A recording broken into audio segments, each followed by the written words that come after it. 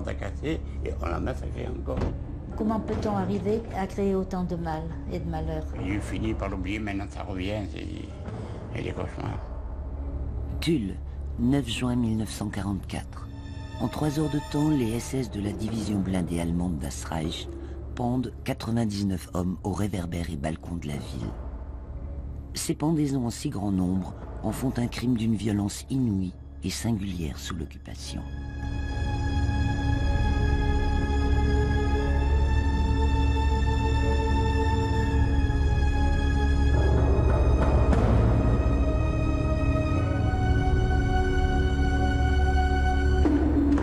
1939. Hitler étend inexorablement l'espace du Troisième Reich sur une grande partie de l'Europe. Suite à l'effondrement de l'armée française, les troupes allemandes entrent victorieusement dans Paris le 14 juin 1940. À compter du 11 novembre 1942, l'occupation de la France est totale. Face aux forces de répression allemandes installées dans les chefs-lieux de département, les résistances se développent. Fin 1943, le Limousin est surnommé la Petite Russie par les nazis, tant l'activité souterraine illégale des hommes et des femmes qui s'organisent pour résister est importante.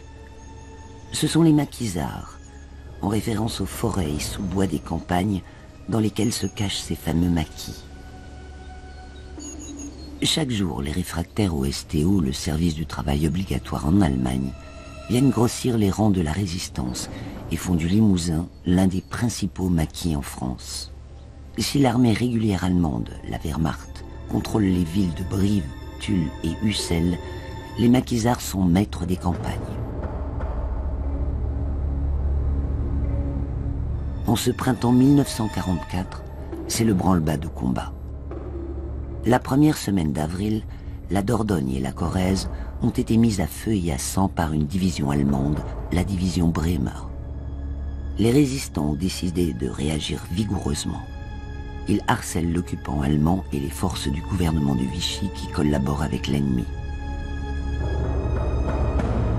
Lors d'une réunion à Limoges le 17 avril 1944, les responsables du Parti communiste clandestin et des francs-tireurs et partisans décident de passer à la vitesse supérieure et d'attaquer la garnison allemande installée à Tulle. Si cette attaque a lieu le lendemain du débarquement allié en Normandie, c'est une coïncidence. On l'attendait, cette attaque. On l'attendait, mais on ne savait pas le jour. Quelque chose se préparait, l'atmosphère était lourde. À 5 h du matin, j'ai vu de ma fenêtre, où j'habitais rue d'Alverge, moi sur les hauteurs, descendre toute une compagnie de jeunes qui étaient habillés n'importe comment, avec les armes. De voir entrer des résistants dans la ville pour se battre contre la garnison et tout ça a suscité un espoir dans la population. C'est sûr, c'était pas euphorique, mais c'était plus animé. Les gens sentaient peut-être qu'ils allaient être libérés plus rapidement qu'ils ne l'auraient pensé.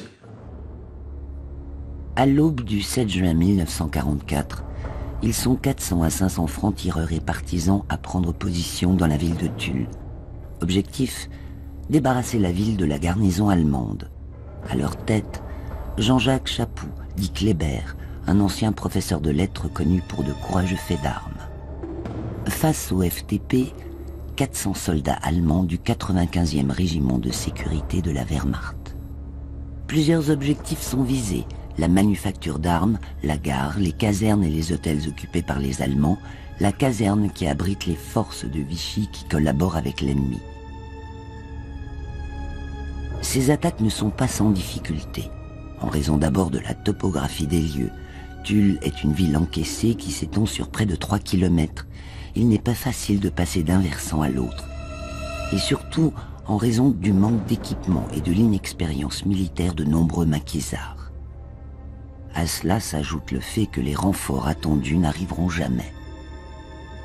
Vers 9h, 9h30, un des 3 responsables de l'opération, Albert Fauché, qui s'est avancé pour voir justement quelle était la situation, va se faire tuer, à proximité du tribunal. Et là, Chapoux, son autre collègue vont être justement affectés par cette tragédie. Alors il y a des combats qui sont rudes. Et devant chez moi, j'ai vu mon voisin, monsieur Moine, crier « Allez, vaches, ils m'ont eu ». Et il est tombé là sur le trottoir. Il faisait très très chaud. Ce qu'il faut ajouter pendant cette première journée, c'est que les GMR, les forces de répression aux ordres de Vichy, vont se réfugier à la préfecture et vont obtenir l'autorisation de quitter la ville et de se rendre à Limoges. Accord passé avec les FTP. 500 hommes des groupes mobiles de réserve se replient à Limoges en emportant leurs armes que les FTP convoitaient. Malgré le manque de munitions, les combats sont acharnés. Les Allemands résistent et se concentrent aux deux extrémités de la ville, au nord dans l'école normale de jeunes filles, au sud dans l'école de Souillac, à l'entrée de la manufacture d'armes. Cette Manu, usine d'armement réputée, réquisitionnée par l'ennemi, où se manifesta la première résistance à Tulle, va connaître les heures les plus sombres de son histoire. Les Allemands parviennent à reprendre la gare, et déjà, une première tragédie. Ils tirent dans le dos de 18 garde-voies qui sortaient pour se rendre. En réponse, le 8 juin, vers 17h, les FTP mettent le feu à l'école normale des filles où sont réfugiés les Allemands.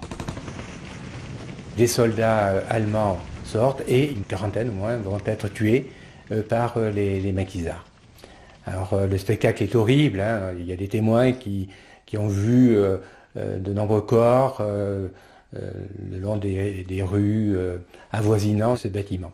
On a vu un certain nombre d'Allemands prisonniers, les mains derrière la tête, qui étaient dirigés, ils ont traversé la rue de la Barussie, ils étaient dirigés vers le cimetière du Puy-Saint-Clair. Et c'est vrai, quelques minutes après, il y a eu des crépitements. 9 agents de la Gestapo ont été fusillés. Les services préfectoraux sont chargés de faire ensevelir les morts et font soigner les blessés des deux camps à l'hôpital de Tulle. Sans ces soins apportés à leurs soldats, les Allemands auraient peut-être incendié la ville. Ce qui s'est passé, c'est qu'un camion qui était conduit par un FTP va faire une fausse manœuvre et va monter sur des cadavres. D'où justement l'idée qui a été soutenue par certains de corps mutilés.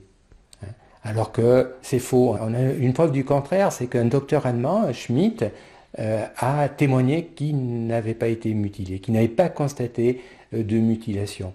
Mais ça n'était pas su. Au moment où les faits sont produits, ça n'était pas su des SS qui n'étaient pas encore dans Tulle. Face aux nombreuses actions de la résistance, le général Lammerding, qui commande la division blindée Das Reich, a proposé, dès le 5 juin, à l'état-major allemand basé à Clermont-Ferrand, un programme pour venir à bout des maquis. Le changement dans la situation des bandes de l'espace Cahors, Aurillac, Tulle représente un danger qui, en cas d'invasion, peut avoir des conséquences sur les opérations. La masse des terroristes a des visées communistes et destructrices, écrit-il. Le 8 juin, l'état-major allemand répond. Le développement de la situation des bandes dans le Massif central exige une frappe immédiate et brutale entreprise par des forces puissantes. L'escalade est enclenchée. CSS propose à leur hiérarchie, au fond, c'est comme ça, leur hiérarchie opérationnelle, un système pour venir à bout de la résistance. C'est le process habituel qu'ils ont employé dans les pays d'Est. Mais c'est bien l'EMB qui décide de les faire partir. Autrement dit, il y a bien un ordre de mission le 8 juin qui ordonne ce départ. Et il y a eu après un désenchantement lorsque les résistants ont dû se replier et que les détachements allemands sont entrés dans la ville. Le 8 juin, vers 20h30, après que les habitants de Tulle aient fêté la victoire des FTP, un grondement sourd se fait entendre. Des blindés allemands font une entrée en force dans cette cité de 18 000 âmes. On ne les a pas vus, nous, prendre position carrément, mais on a su qu'ils avaient encerclé la ville. Donc Tulle était une ville morte, on ne pouvait pas y entrer ni en sortir. Hein.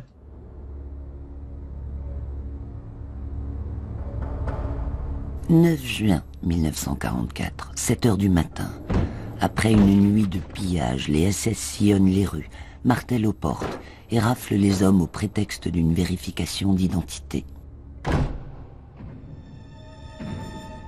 Nous avons entendu les Allemands qui frappaient aux portes pour faire sortir les hommes. Ils ont pris 2 ou 3 000 hommes de Tulle et ils les ont emmenés à la manufacture. Moi, je regarde à travers les volets mi-clos, nous rentrons dans la cuisine.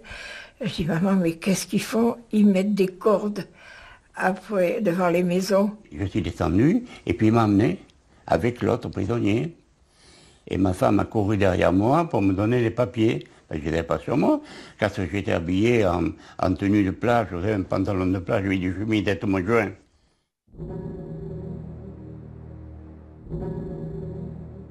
Et vers 11h30, midi, ils ont fait mettre des affiches, comme quoi on allait pendre 120. Alors dans notre quartier, les femmes étaient affolées. Des cordes partout, aux arbres de la petite place, aux lampadaires, aux balcons, de la route de Virvial jusqu'à la gare. Partout, des cordes accrochées avec un nœud coulant au bout. Et après, l'annonce faite par haut-parleur à chaque carrefour, une affiche. Citoyens de Tulle, 40 soldats allemands ont été assassinés de la façon la plus abominable par les bandes communistes. La population paisible a subi la terreur.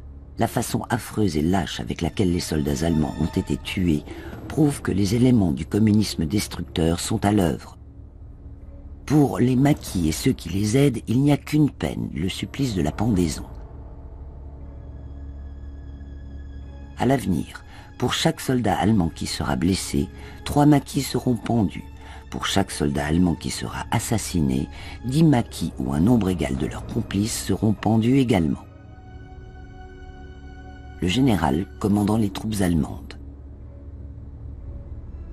On remarquera que le nom du général n'est pas cité par mesure de sécurité, mais aussi pour marquer davantage les esprits, lui donnant ainsi autorité et mystère. La communication autour de ces actes est minutieusement élaborée, tout comme tout le processus de représailles auquel les SS associent les autorités civiles de la ville pour mieux les compromettre. L'opération est activée. CSS décide la mise en place d'un processus de répression lourd par pendaison d'otages. Il va y avoir des tris. Alors d'abord, les autorités de la ville, préfectorales, municipales, vont intervenir pour faire libérer les personnes qu'ils considéraient comme indispensables. Les premiers libérés furent des gens qui avaient des fonctions,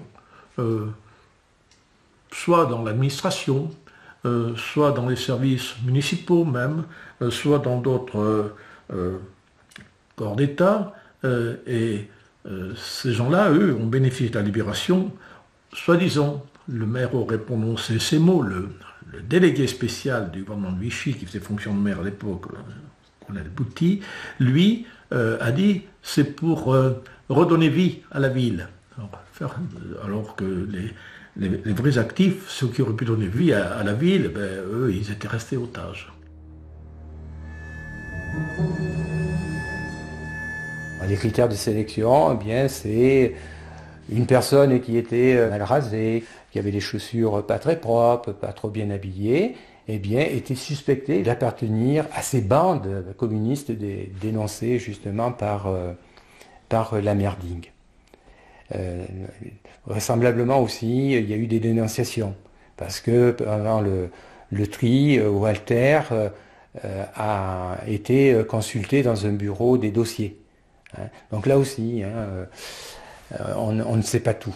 Tulle était une ville ouvrière, et c'est bien les forces actives de la ville qui ont payé le plus cher tribut. Les forces actives civiles de la ville qui ont payé le plus cher tribut. Et les critères de la sélection qui a été opérée par Schmalz sont à replacer dans l'imaginaire et l'idéologie nazie.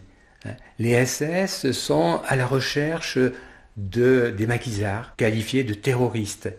Et ces terroristes sont avant tout des jeunes, des ouvriers, d'où justement le grand nombre d'ouvriers de la manufacture qui vont être pris comme otages, et aussi des réfugiés.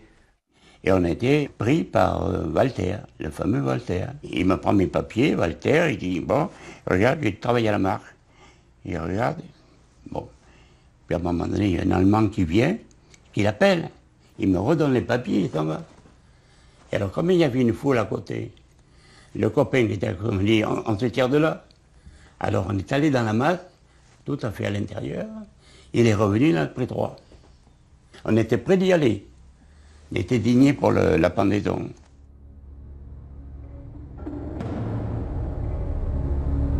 Le sinistre manège des tris dure des heures, effectué par Walter Schmald, l'interprète du service de sécurité allemand.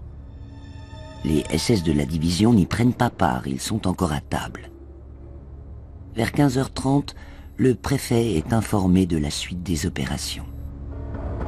Le maire de Tulle est venu, il a dit « Vous allez assister à l'exécution de terroristes ». Les terroristes, c'était les enfants ou les pères, tout ça qui n'étaient pas maquisards. Les maquisards étaient partis, vous comprenez bien. C'est là que j'ai vu tous ces pendus. Ça, je le vois. Par paquet de 10, il les a menés au balcon, et puis là, il les pendait. Et on les a vus pendre. Moi, j'ai vu pendre une cinquantaine de copains, de gens que je connaissais.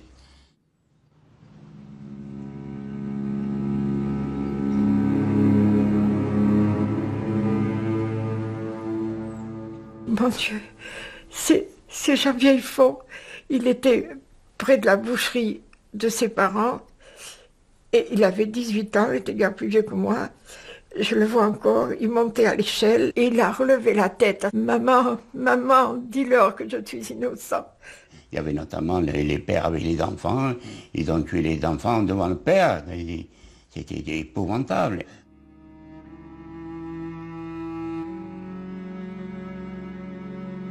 Ça ne s'est pas passé comme souvent on l'a prétendu, sans réaction de la part des otages. Il y a certains qui se sont défendus. Il y en a un qui a préféré se jeter dans la rivière, qui va être fusillé. L'autre, le corde a cassé et on l'a massacré encore.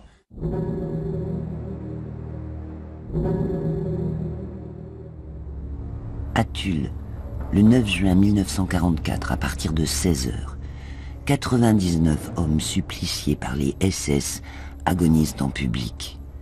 Pour mieux les humilier, pour terroriser la population, la manipuler et surtout la traumatiser durablement. La pendaison n'étant pas inscrite dans le droit français, Lammerding avait bien précisé ça dans sa note du 5. Elle aura d'autant plus d'effets terrorisants sur les populations civiles et sur les résistants qu'elle n'appartient pas à l'univers des peines traditionnelles de la justice française. Si l'on examine le rapport de Lammerding du 5 juin 1944, il veut semer la zizanie entre la population civile et ceux qu'il appelle les terroristes. L'un des moyens qu'il utilise est de ne plus fusiller les terroristes, mais de les pendre, pour les placer en dehors de la communauté nationale française. Il sait que beaucoup de Français ont eux aussi peur du communisme et c'est précisément cela qu'il veut mettre en avant.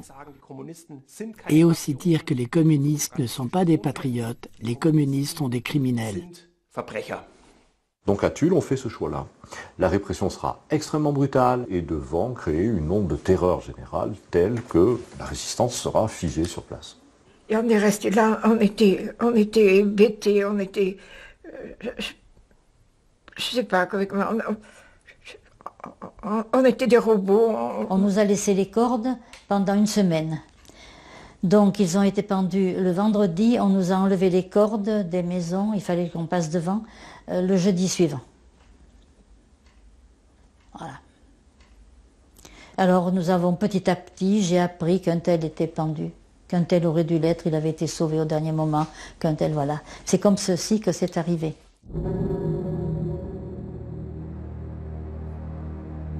Ce vendredi 9 juin, en fin de journée, les corps des suppliciés sont enfouis dans la décharge de Cueil située à la sortie de la ville. Il y a eu 22 tulistes pendus. Et tous les autres étaient des étrangers à la ville, qui étaient venus comme requis à la manufacture, certains, ou travaillaient à la marque, ou travaillaient à la préfecture, ou travaillaient, vous voyez, qui n'étaient pas de Tulle, qui étaient venus pour ou alors d'autres qui étaient en congé, qui étaient venus pour les vacances, dont les 2 frères Keller, 2 jumeaux de 19 ans, qui ont été pendus tous les 2. Les parents habitant Paris ne voulaient pas garder leurs 2 fils comme ça, c'était trop risqué. Ils les avaient envoyés chez des amis à Tulle. Chez les amis à Tulle, ils ont été pris. Ils ont été pendus tous les 2. Alors ces gens-là n'ont pas été avertis le lendemain de la pendaison de leurs 2 fils, vous vous rendez compte? Et longtemps d'ailleurs après les faits, il y avait des familles qui ne savaient pas si leur chef de famille avait été soit pendu, soit retenu pour être déporté. Ça ne savait pas.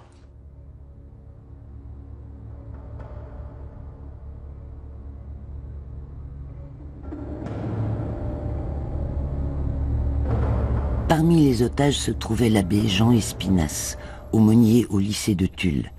Libéré, il a été autorisé à donner l'absolution aux futures victimes.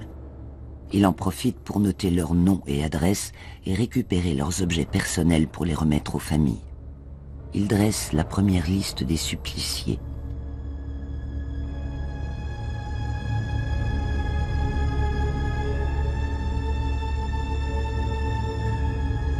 Pour les 600 otages encore retenus qui ont échappé au martyre, le cauchemar n'est pas fini. Après avoir assisté à la pendaison de leurs camarades, ils sont ramenés sous bonne escorte dans l'enceinte de la manufacture. Ils y passeront la nuit du 9 au 10 juin 1944, ne sachant quel sort va leur être réservé par les SS de Das Reich. Et le matin, toutes les familles sont venues au portail pour porter des paquets pour manger. Et les paquets revenaient pour ceux qui étaient pendus. Les autorités sont venues, ils ont sorti encore des gens. Et pour que la ville continue, ils ont sorti des bouchers, ils ont sorti des gens, des boulangers, tout ça. Mais les coiffeurs, ils n'en avaient pas besoin. Vous voyez, ils restaient là. Ils nous ont mis dans les camions, ils disent s'il y en a un qui sort, on supprime tous ceux qui sont dedans. S'il y en a un qui veut s'évader, tout le camion sera fusillé. Maman m'a dit, eh bien, tous ces hommes, qu'est-ce qu'ils vont en faire? Ben, je sais pas. Alors elle dit, et ton papa, est-ce qu'il est là? Je sais pas. Et alors il y a une dame, je sais pas qui c'était, qui était derrière nous. Vous cherchez quelqu'un? Alors maman elle dit, oui, je cherche monsieur Chastel. Ah ben elle dit, il est là. Maman a appelé Jean, et alors papa s'est approché. Il a dit, je suis là. Alors là, il nous a parlé. Et je sais que maman lui a dit, mais qu'est-ce qu'ils veulent faire de vous? Oh, papa lui a dit, ben, ils vont certainement nous amener travailler en Allemagne. Et maman lui a répondu, ben, je t'attendrai. Ça, je l'oublierai jamais. Je t'attendrai. Alors, papa lui a dit, oh, tu sais, je suis allée déjà 2 fois en Allemagne. C'est la 3e fois que j'y vais. Je n'en reviendrai pas. Je dis, mais papa, comment ça se fait que tu es là, toi? Il m'a dit, mais j'ai été dénoncé. Tu as été dénoncé? Je dis, mais par qui? Ah, ça, il m'a dit, je ne sais pas. On l'a jamais su. La page est tombée. Papa est parti s'asseoir. Il ne s'est pas retourné. Il n'était pas retourné, je vois tout. Et le camion a démarré, et puis ils sont partis.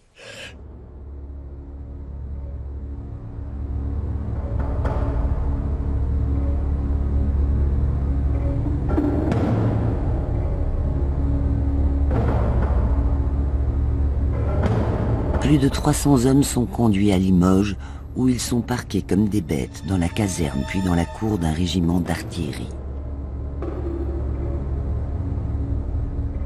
Ils ont fait le simulacre d'une fusillé, une table, le fusil mitrailleur, les mitraillettes, ils mettaient la balle, crac, crac, crac. Alors là, il y a des gens qui se sont évanouis, ils n'ont pas pu résister à cette chose. Le professeur a parlé à une sentinelle, quand les gens tombaient, bien sûr. Il dit, mais on va nous surveiller. Alors, il s'est entendu à la sentinelle, non, non, non, on ne fusillera pas, on vous amènera en Allemagne. Toi, un voyage en Allemagne ne te fera pas de mal. À Limoges, le 11 juin, Les hommes de Tulle subissent encore un nouveau tri, effectué cette fois-ci par le chef de la milice départementale, le docteur Lejeune. Il fait libérer quelques miliciens. Jean Viacruz est toujours retenu. Le général Lamartine, dans son rapport du 5 juin 1944, a préconisé la déportation de 5000 hommes pour renforcer les forces vives du Reich.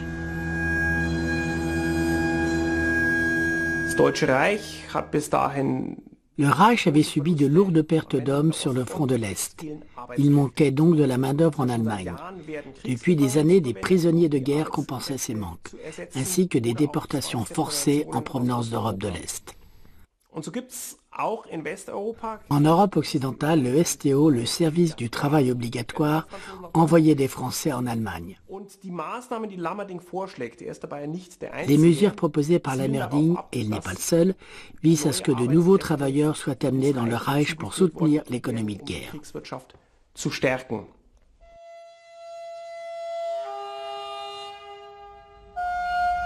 Parmi les 149 déportés de Tulle, beaucoup d'entre eux mourront dans le train de la mort du 2 juillet 1944.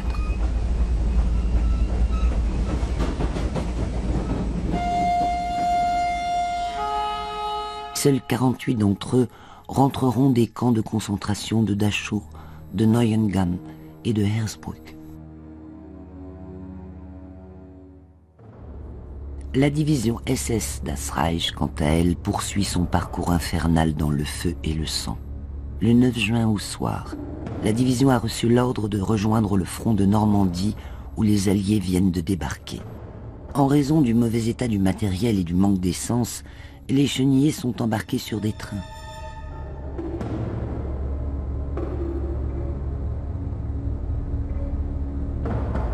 Pour assurer leurs arrières et dissuader la résistance de commettre d'autres actions, les Waffen-SS de Das Reich ont décidé de faire encore régner la terreur. La division voit bien que l'ensemble de la résistance, au fond, quelles que soient les méthodes que l'on applique à son égard, elle est en effervescence, elle est en ébullition. On est après le débarquement et puis le temps presse. Il faut créer une onde de choc encore plus brutale et après Tulle, c'est Oradour. On massacre 642 civils, complètement à l'écart d'une population résistante, en moins de 3 heures. Donc dans un bourg qui est facile à cerner, où la population peut être massacrée en un laps de temps extrêmement rapide en créant une onde de choc extrêmement violente. Il y a un très très grand cynisme dans l'action et une très grande méthodologie. Compte tenu de leur expérience à l'Est, les Allemands savent très bien que si l'on réagit vite et brutalement, on a la paix au moins pendant quelque temps. Et les premiers jours qui suivent le débarquement sont jugés décisifs par les Allemands pour repousser les Alliés vers la mer. C'est dans cette atmosphère survoltée qu'ont lieu Tulle et Oradour, et aussi d'autres massacres en France.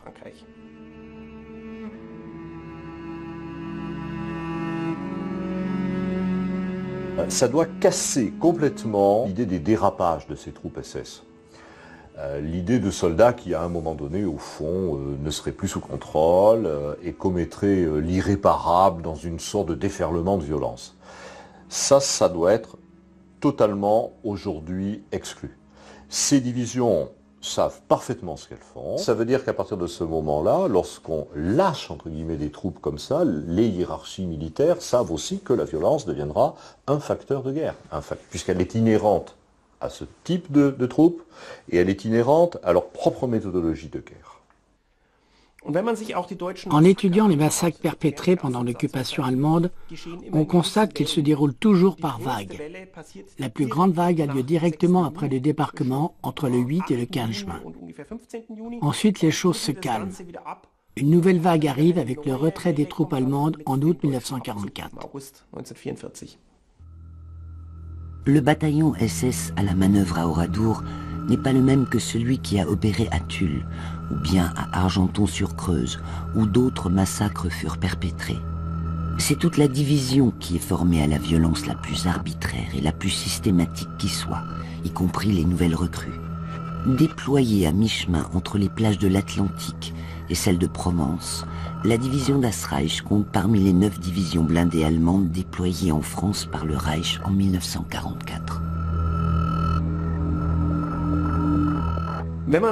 Si l'on analyse les crimes commis par les Allemands en France en 1944, il y a toujours 4 facteurs qui déterminent si des crimes sont perpétrés ou non par une division SS. Premièrement, l'expérience de la guerre en Union soviétique. Deuxièmement, l'expérience de la lutte contre la résistance. Troisièmement, le fait de se considérer comme une unité d'élite. Et quatrièmement, l'endoctrinement national-socialiste. Et la division SS das Reich, plus qu'aucune autre division allemande intervenant contre la résistance, ne réunit autant ces 4 facteurs. Rétrospectivement, il n'est donc pas étonnant que cette division se distingue tellement s'agissant des massacres, et pas seulement à Tulle et à Orado. Cette Das Reich, qui a été reconstituée dans la région de Montauban, au début du mois de mai 1944, elle comprend environ 18 000 hommes. Elle est en reconstitution, parce qu'elle a été vraiment affaiblie en URSS. Il lui manque des hommes, il lui manque du matériel, il lui manque probablement aussi des gradés. Il lui manque aussi tout ce qu'on appellerait aujourd'hui l'intendance et tout ce qui va avec. Elle va être recomposée aussi avec des jeunes, des recrues jeunes, des jeunes SS de 17 ans, 18 ans, et aussi des malgré nous. Il lui manque aussi l'esprit qui a été le sien en partie à l'Est, puisque les jeunes troupes qui sont incorporées n'ont pas cette expérience du combat. C'est ce qui explique que dans la vallée de la Garonne, entre Montauban et Agen, dans le secteur de Villeneuve-sur-Lot, etc., on puisse cartographier aujourd'hui toute une série d'exactions commises par cette division, et la plupart du temps, justement, avec ces jeunes recrues. C'est une façon de les former à la lutte contre le maquis, un maquis insaisissable, donc à les former à la violence contre les populations civiles. Lors de la réorganisation de la division Das Reich début 1944, son commandant en chef, le général Heinz Lammerding, avait tout particulièrement à cœur de donner à ses troupes une formation idéologique. Il exigeait qu'un soldat de la Waffen-SS soit non seulement bien formé au combat, mais aussi solidement ancré idéologiquement. Dans un autre ordre, il a déclaré « Le monde nous regarde parce qu'il nous craint, aussi parce qu'il nous respecte, mais surtout parce qu'il nous hait. Et c'est ici que nous devons puiser nos forces pour le combat. » Et lorsque l'ordre va lui être donné justement de remonter en direction du Massif central pour faire du nettoyage, comme ils disent, ce ne sont que 8000 hommes, 8000 hommes qui vont prendre plusieurs itinéraires justement pour sévir. C'est quand même un grand serpent, cette Das Reich, qui remonte vers le nord, s'étend sur des kilomètres et des kilomètres. C'est comme ça que cette division, donc, se retrouve sur un axe qui est l'axe de l'actuelle autoroute A20, en gros l'ancienne RN20, c'est-à-dire Montauban, Cahors, Limoges, en remontant et en passant par Tulle, Brive, et puis aussi par les parties latérales, puisque vous pouvez imaginer cette division comme une immense colonne chenillée avec des camions, etc. C'est pendant sur plusieurs kilomètres. Tout ça va très lentement, avance avec précaution, avec une mission qui est quand même très spécifique et qui, contrairement à ce qu'on l'a dit, n'est pas d'aller sur le front de Normandie. C'est pas ça sa mission à Lammerding. Sa mission, c'est selon les termes qu'il a lui-même posés dans son rapport du 5, c'est de venir lutter contre la résistance et d'éteindre ici tout foyer de résistance, quel qu'en soit le prix au fond, quel qu'en soit le prix à payer par les populations civiles. Du fait de son expérience à l'Est, la division Das Reich était très certainement familiarisée avec des méthodes de guerre très brutales. Lorsqu'on n'arrive pas à capturer les résistants, on criminalise les populations civiles, c'est-à-dire qu'on les rend responsables, au fond, de la présence des résistants, et on en profite pour commettre des exactions qui doivent être autant de marqueurs, vous voyez, de terreur propres à stopper l'action résistante. C'est un phénomène très particulier de criminalisation de la résistance qui doit la couper de son terreau, de son soutien dans les milieux ruraux. La division Das Reich, mise à l'épreuve par les combats contre les maquis, puis prise en chasse par l'aviation alliée, sera fortement décimée en Normandie.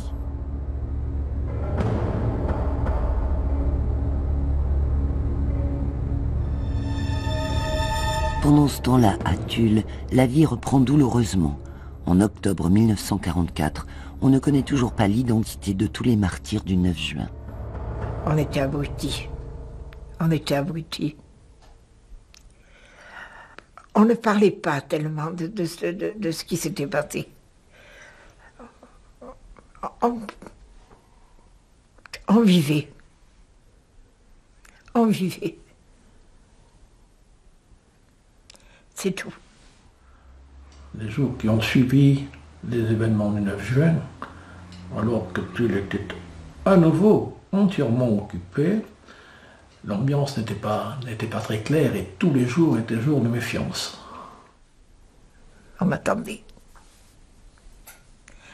On essayait de temps en temps à savoir, par l'un par l'autre, mais à qui fallait-il s'adresser? À qui il y avait encore toutes ces... La guerre n'était pas finie. On se battait en Normandie. On se battait... Je veux dire, on ne savait plus. Tant que n'a pas mûri la réalité de cette libération, Tulle était encore une ville muselée.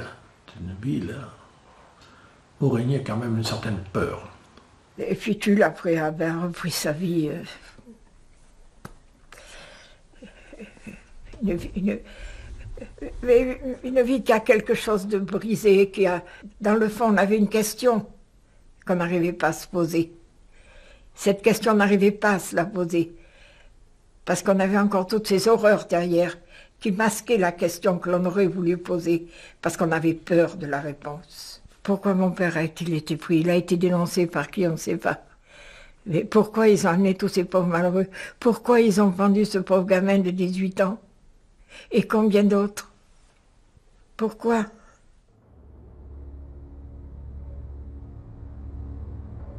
Pourquoi?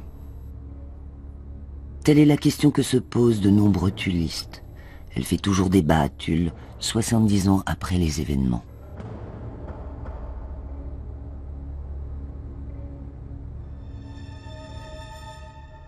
Et c'est vrai qu'il y avait une chape de plomb, c'était le silence absolu. C'était le silence absolu, même vis-à-vis, même à l'après-guerre, même vis-à-vis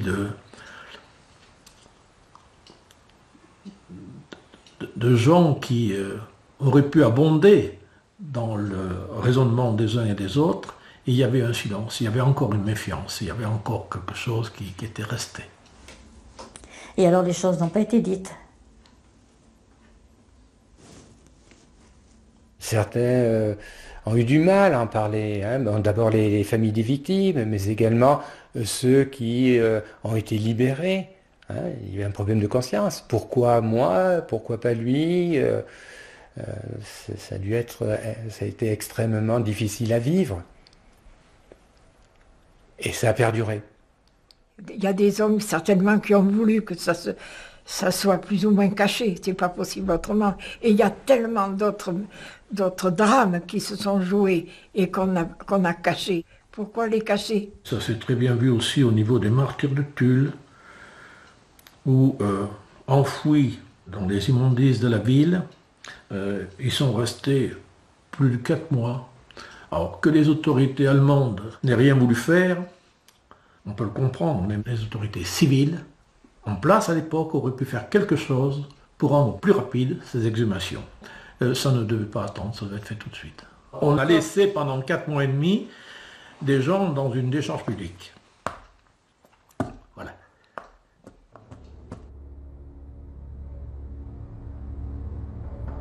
L'attaque de Tulle fait toujours débat. D'une certaine façon, les SS ont atteint leur objectif. Ils sont parvenus à semer la zizanie parmi les tullistes. Faut-il en vouloir aux francs-tireurs et partisans d'avoir repris la ville de Tulle sans pouvoir la tenir et d'avoir ainsi enclenché le processus des représailles allemandes? Je pense qu'ils pensaient bien faire en voulant prendre l'école normale pour commencer à libérer le pays. Qu'est-ce que voulait le pays à ce moment-là? C'était se libérer du nazisme. Ils ont voulu défendre la France parce qu'elle était occupée. On ne peut pas en vouloir à des gens ou leur défendre leur pays. Au contraire, c'est logique ça. Il faut se remettre aussi en perspective tout ce que sont les communications de l'époque et la difficulté qu'ont les résistants, les groupes résistants à communiquer entre eux.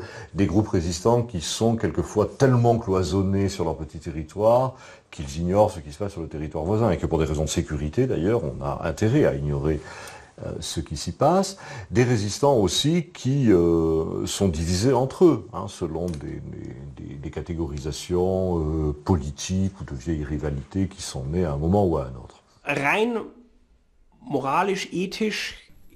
Du point de vue purement moral, éthique, la libération de Tulle par les FTP est compréhensible. Mais du point de vue tactique, militaire, elle est douteuse. Les FTP ne savaient certainement pas que la 2e division blindée SS réagirait aussi rapidement, mais il était clair que les Allemands interviendraient. De plus, Tulle est dans les terres très éloignées des côtes, et il était évident que les Alliés ne seraient pas à Tulle le lendemain ou le surlendemain pour soutenir les FTP. Ils auraient dû être conscients que s'ils libéraient la ville, ils devraient pouvoir la défendre pendant longtemps, jusqu'à l'arrivée des Alliés qui leur apporteraient leur soutien. S'il y a eu échec de l'attaque de Tulle, cela n'incombe pas à celui dont on va parler, le responsable militaire, Jean-Jacques Chaput, ni aux maquisards qui ont agi avec beaucoup de courage, qui ont pris beaucoup de risques. Me semble-t-il, cette responsabilité de l'échec incombe à la stratégie du Parti communiste, une stratégie politique. Il y a plusieurs explications, me semble-t-il. Il y a d'abord une stratégie propre au Parti communiste qui consistait justement à s'emparer des villes et en particulier des villes où il y avait de grosses entreprises. Et c'est le cas à Tulle avec la manufacture d'armes. Ensuite, une deuxième raison, c'est une stratégie purement politique, faire un coup d'éclat pour prendre position justement, pour contrôler une préfecture. Et puis la dernière raison, c'est que le Parti communiste a étudié le contexte local, départemental et national, et puis a considéré bien que c'était le moment de passer à l'insurrection.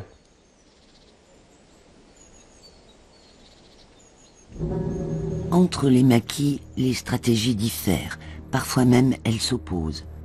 Après les années de désarroi qui ont suivi le pacte germano-soviétique de 1939, les communistes cherchent à redorer leur blason. Certains responsables du parti préconisent l'action immédiate et ciblent les villes.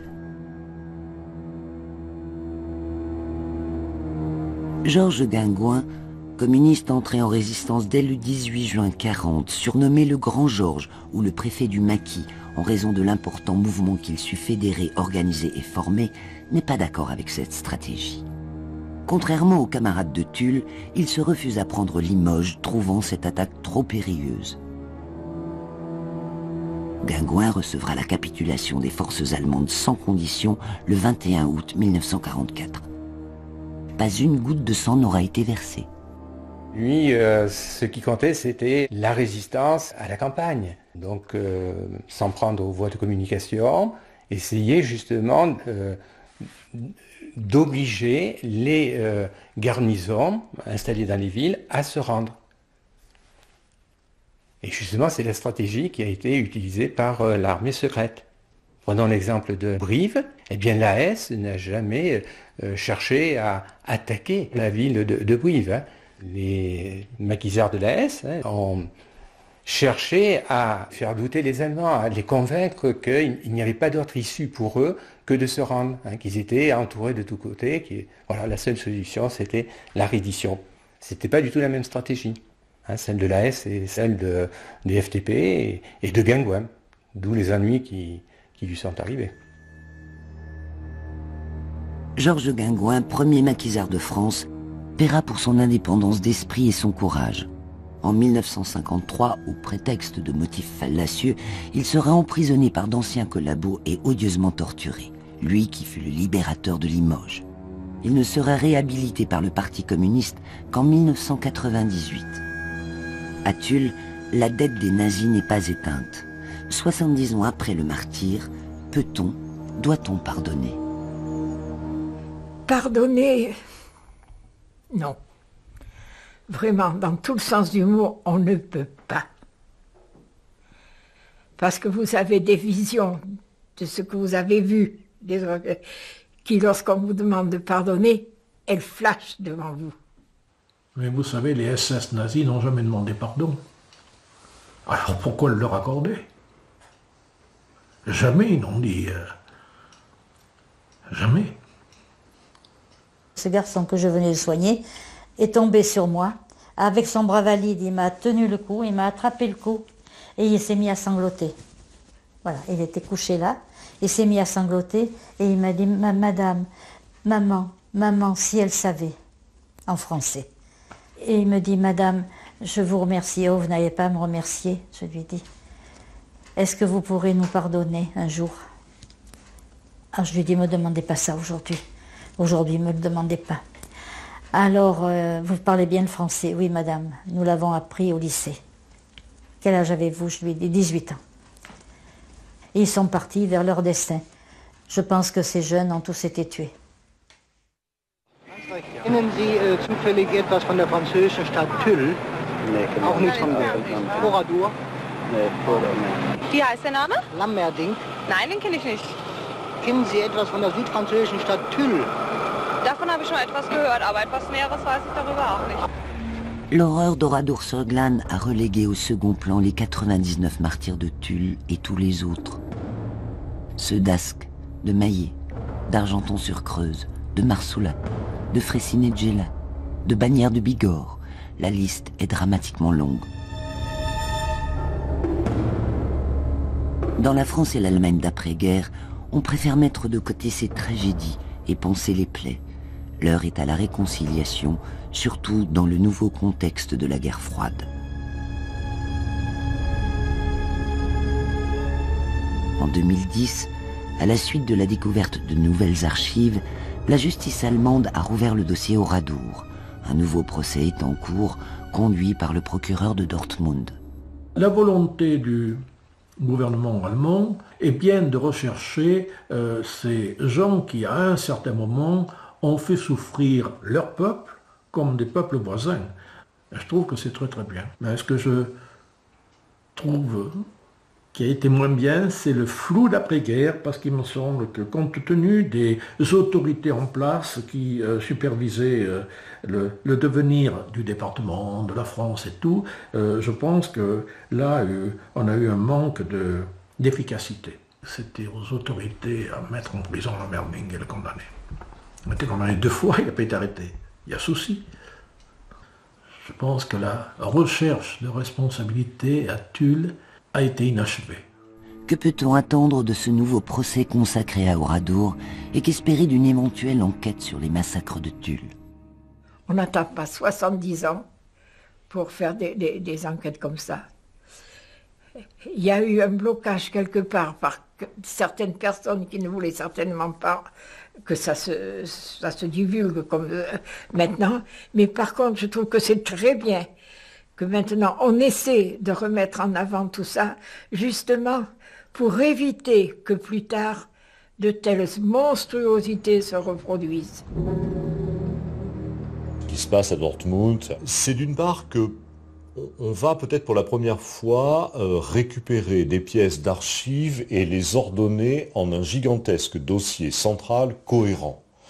Alors que jusque-là, en tant qu'historien, on a toujours travaillé sur des petites pièces qui apparaissaient ici et là, ou qui étaient déclarées perdues, ou qui réapparaissaient soudain. Au fond, le fil était un petit peu perdu et il était extrêmement épars. Le deuxième point qui me paraît important, c'est qu'on va pouvoir réidentifier les soldats de ces divisions, de ceux qui sont les bourreaux qui auraient dû aller devant les tribunaux, c'est-à-dire nominalement. Et ça, il n'y a que la justice qui peut aboutir à cela. Et puis le troisième élément, au fond, c'est que cela va peut-être en Allemagne ouvrir un petit peu ce que j'appelle les greniers. Alors, il y a à la fois les greniers de la mémoire. Alors, c'est tard pour les greniers de la mémoire. Ils sont tous très âgés, etc. Mais il y a aussi les greniers des familles. Et et les pièces d'archives qui s'y trouvent. On n'a pas de photos des pendaisons. Moi, je n'en connais pas pour l'instant. Or, moi, je crois savoir qu'il y a des photos qui ont été prises. Il est certain qu'il y a eu des images, des photos qui ont été prises. Vous savez qu'on ne dispose à l'heure actuelle pour Tulle que d'un croquis, une sorte de schéma, qui est peut-être une photo retouchée, mais qui en tout cas est la seule pièce à conviction et qui n'en est pas une, puisqu'on ne peut même pas en reconstituer l'histoire. Alors plus on rebrasse l'histoire, plus on rouvre des dossiers, plus les enquêtes se repensent, et plus ce type de pièce peut réapparaître. Oradour, c'est un massacre en milieu fermé, où il est resté des témoins et dont il reste quelques récits. Tulle, c'est un massacre en milieu ouvert, c'est-à-dire au vu et au su de tous, et dont il reste des témoins, etc., mais dont il manque, j'allais dire, les pièces du procès. Et donc c'est bien qu'un procès soit rouvert pour qu'on ait les pièces du procès. Voilà. Le Centre des archives fédérales allemandes de Ludwigsburg centralise les enquêtes judiciaires sur les crimes nazis. Près de 2 millions d'anciens criminels nazis y sont fichés. S'agissant d'assassinats, il n'y a pas prescription.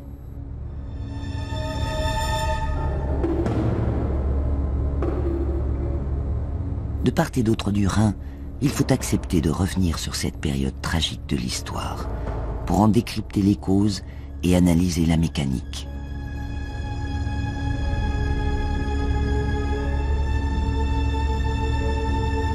L'ouverture d'une enquête sur les massacres de Tulle permettrait à l'histoire de prendre le dessus sur la mémoire et aiderait sans doute les familles des martyrs de Tulle à faire le deuil de ce passé qui ne passe pas.